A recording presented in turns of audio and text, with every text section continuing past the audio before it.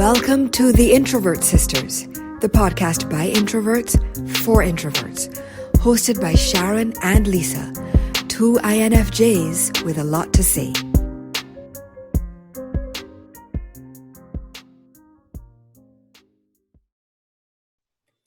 Hi, I'm Sharon. And I'm Lisa.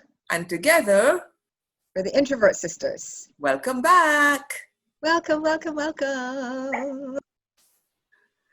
Okay, so, wagwan. Wagwan? You do like to do that little Jamaican thing every now and then, don't you? I do. It entertains me. Okay, so today we're going to talk a bit about alone time, which I think we both mentioned in our episode on love languages. So if you missed that, be sure to catch up. And how much introverts love and need alone time. But before we get to that, let us do our segment, Let's Unite Separately, and tell me, Lisa, what is new with you? Well, to be honest, we're still living in these bizarre times. So nothing much is new. Job is still going fine, which is good, right? Yay. Still being employed is a wonderful thing. But yeah, still spending a lot of time at home on the couch watching Netflix. Which is fine by me. But I came across a show the other day that I actually thought you would be very interested in. It's called Skin. Right. It is produced and hosted by actress Beverly Naya, and it focuses on issues of beauty and identity and colorism and shadeism, which is a topic that is close to dear to my heart. My heart and yours as well. As I have said before, you wrote an entire book about it. Right? So, and she touches on the prevalence of skin bleaching. Oh my gosh. Which I don't know if it is as big a thing in the Caribbean. I could be wrong. I think it was, though. I think it was. I don't know. I wasn't aware of it very much like in Barbados. I've heard that it happens a lot in Jamaica, but I don't know. I don't know for sure. I feel like when we were children, there were a lot of skin lightening creams being sold. Yeah. And advertised. Right. And some people were definitely using them. I don't know who. That sounds like you have some tea. But okay. That sounds like a discussion for another episode. We'll probably know. That sounds like a discussion for around the golf course. Maybe so. Privately. But yeah, so it was, and she is and she's of color, clearly. She's Black. From the African continent. Wow. She's dark-skinned. Yes. She has natural, what looks like 4C hair. So just the fact that she was doing that, she was a person. She was the host. She was the host. That's huge. Is huge. But it was just very interesting. It made me a little sad, though. There was one person that was featured, a transgender Nigerian social media star called Bobrisky, who has like over 2 million followers on IG and probably a similar number on YouTube. But Bobrisky used to be, I would say, very dark-skinned, and these things are all relative. Right. But it was not a medium brown situation. It was a dark-skinned situation. Okay. And they are now probably like mummy's color. Oh. So that's interesting. I definitely will check out that program. So thanks for that recommendation. Sis. Yes. But it was interesting because their reason for doing it was all how Bobrisky described it was a strategic decision, because they could not get to where they wanted to get. Being the color that they were, they could not achieve the ambitions that they had in mind and the goals that they had in mind for themselves. So interesting. Being dark-skinned. That is so interesting. Therefore documented their entire journey which included other things, but also the skin bleaching journey. Okay. And they sell the lotions, I guess, that they use during their process. Right. And it's just all very interesting. But to hear somebody say, no, I had goals for myself, and in order to achieve them, I had to bleach my skin. And the thing is like kind of, I guess you're like, the proof is in the pudding, because like I said, 2 million followers later. And so they made a strategic decision that paid off for them. That paid off for but them. That's so sad, though. It is in some very ways. sad. It is Right? very sad. It is very sad. But I don't want to give too much away.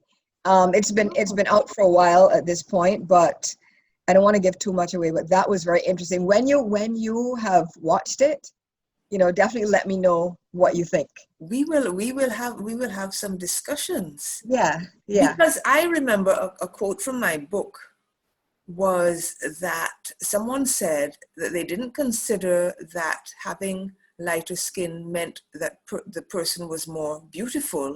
It just meant that they had access to more opportunities. So what you're saying here is an illustration of that. And it seems like nothing ever changes in that regard. As much progress as we make, there are still those elements in society where there's that pressure. Right? I don't know if we will. How do you change that? Like, it is centuries upon centuries upon centuries deep, and it's every post-colonial society. Yeah. I mean, it's the same in to the best of my knowledge, correct me if I'm wrong, it's the same in China and Japan, I believe, especially Japan, right? In India. I was getting to there. It's the same in India, right? Where the thing is, like, if you look at most of the Indian, let's say Miss Universe contestants, for example, first of all, they all, like, you literally can't tell them apart. if you just look at them, in a grid of 20 is what I'm talking about, right? Which I think that's a specific graphic that I'm referring to when I say you can't tell them apart, Right. and I will try and find it. Because you look at this graphic of, I don't know, 20, 30 of them together, and they look like clones of each other, because there's a specific look that they're going for. Your hair has to be a certain way, your skin has to be a certain shade, your nose has to be a certain shape, your lips have to be a certain level of plumpness, and so they just keep pouring out, whether it is via nature or nurture, shall we say, surgical nurture. Right? Yeah. There are these clones, that they just, it's a look, and they have to be light skinned. Yes.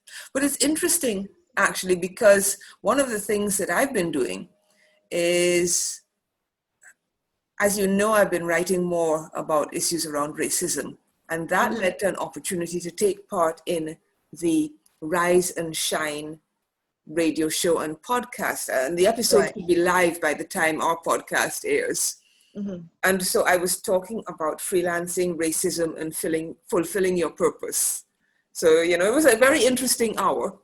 Okay. And we'll drop the link in the show notes. Yes. And so it was really interesting talking about how issues of race impact the freelancing journey, your life as a working person, and so on. So I'm not going to give too much away, but people have to tune in. Because people have to tune in. We'll make the links available with our show notes. And then, because I was on a roll, I ordered 2 books, which seem to have differing perspectives. So this is going to be interesting. I confess I haven't read them yet. I ordered Ejeo Oluwa's So You Want to Talk About Race, and Rennie Edo Lodge's Why I'm No Longer Talking to White People About Race. So that should be interesting. I'm interested to see where those perspectives overlap or clash, and no doubt we will have a discussion about this in a future episode. Yeah, so I guess this is where we launch our book club, because now I feel I should order them for sure, and read them, and let's discuss them. Let's discuss them on the podcast. Yeah. Very cool. Okay, so let's move on. Right. Let's move on to Yes, In Our World. Like like we said at the top of the show, our main topic for today in our world is going to be Introverts Unite Separately, why we love being alone. And I'm sure it's no surprise to anybody that knows us and knows introverts in general that we do love being alone. I think it's just how introverts are wired, right, sis? Absolutely. Right? What tends to happen with introverts is that we tend to be able to handle less stimuli than extroverts. Mm-hmm. So noise, chatter, crowds, and sometimes even bright lights. And in general, any sort of discordant energy or atmosphere is a little bit much for us. It's hard for us to handle, as well as we keep reminding you, random phone calls. Don't do it. Don't do it. No random phone calls, and don't just show up at our house. But anyway, do you know that happened to me up to very recently? Like, I'm literally at home, I hear a knock on my door, and I'm like, no. Why couldn't you text me first? Anyway, but let us not digress. So we're going to talk about why we love being alone, like what's good about alone time. So why don't you start, sis? Okay, so first of all, let's be clear that alone does not mean lonely. Alone time for me is a chance to reconnect with myself, to relax after a day of work, to have thoughts and act on them, to get inspired, okay? Often some of the stuff that I write about comes to me as I'm walking alone in the mornings, okay? So alone time is not only a reconnection, self-reconnection and recalibration time, it's also a very creative time for me. What about you, sis? Right.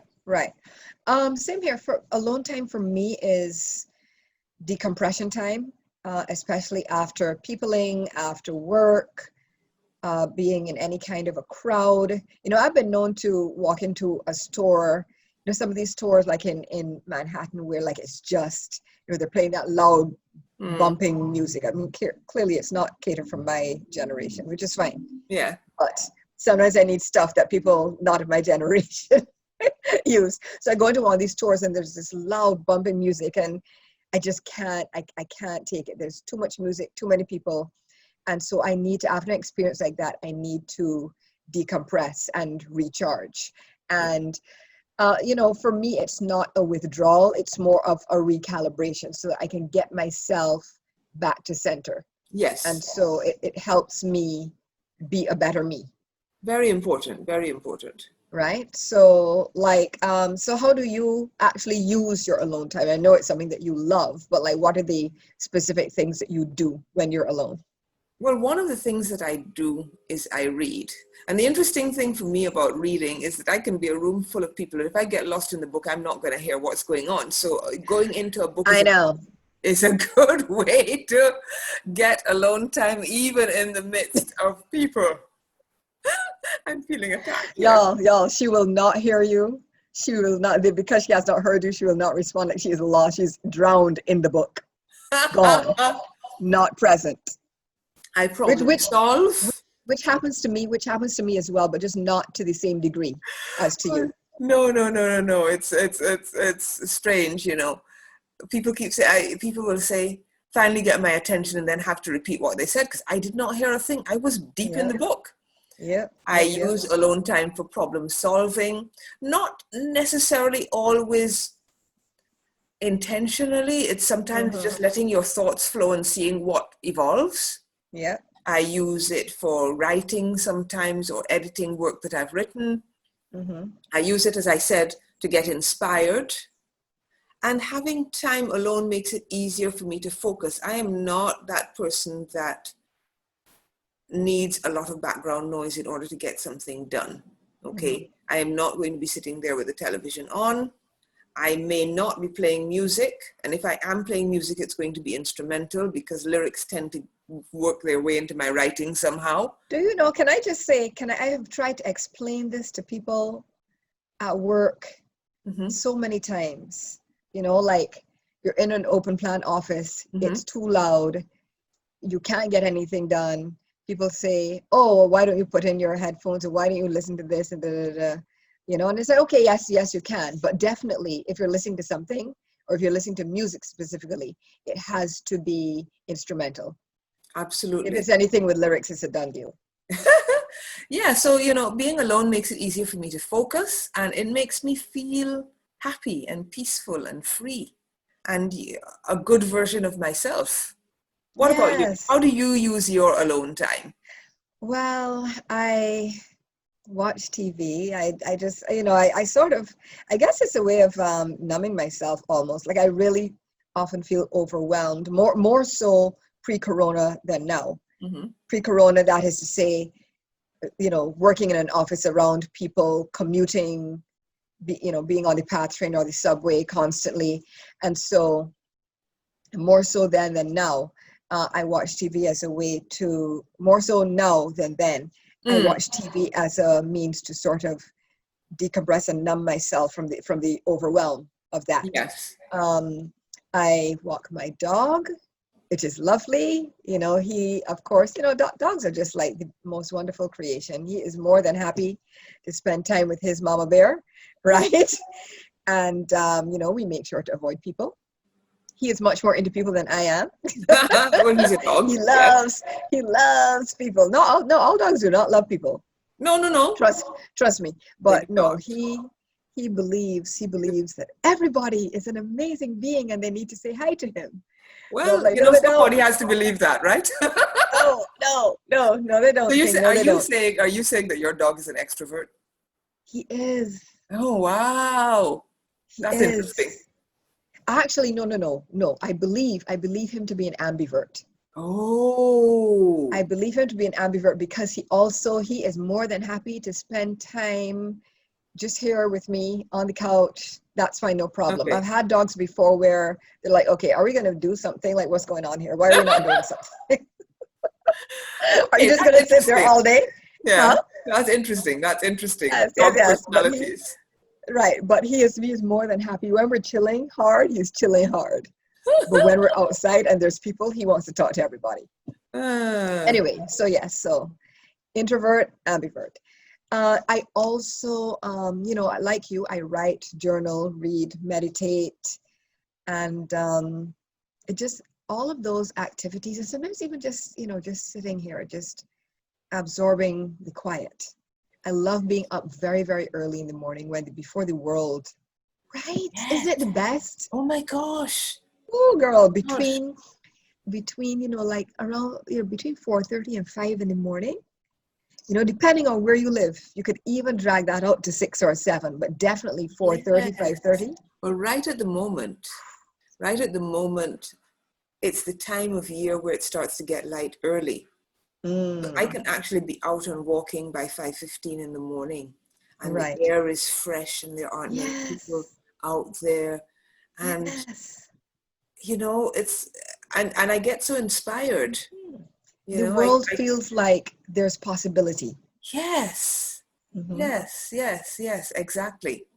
So I love that time. And, like generally being alone, it makes me feel peaceful, comfortable, relaxed, happy, inspired, as you said. Mm-hmm.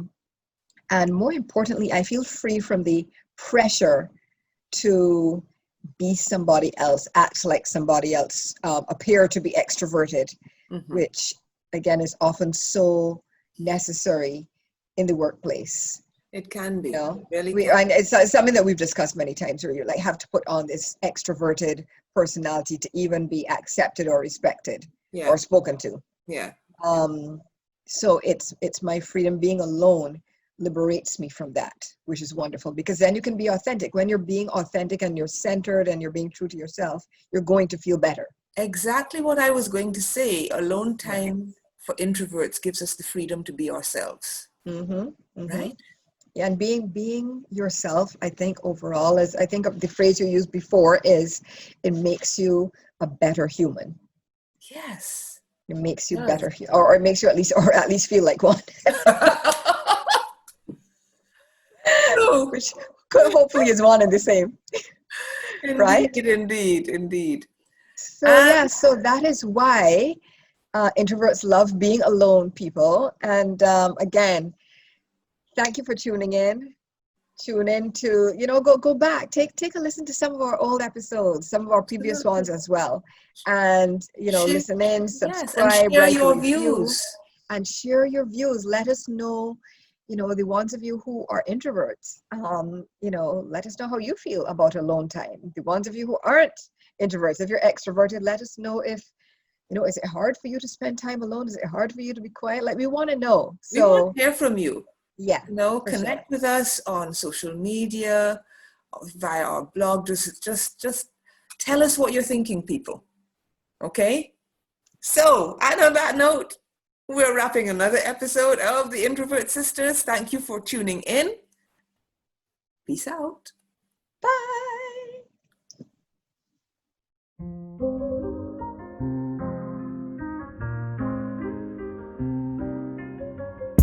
You've been listening to the Introvert Sisters. Loved what you heard?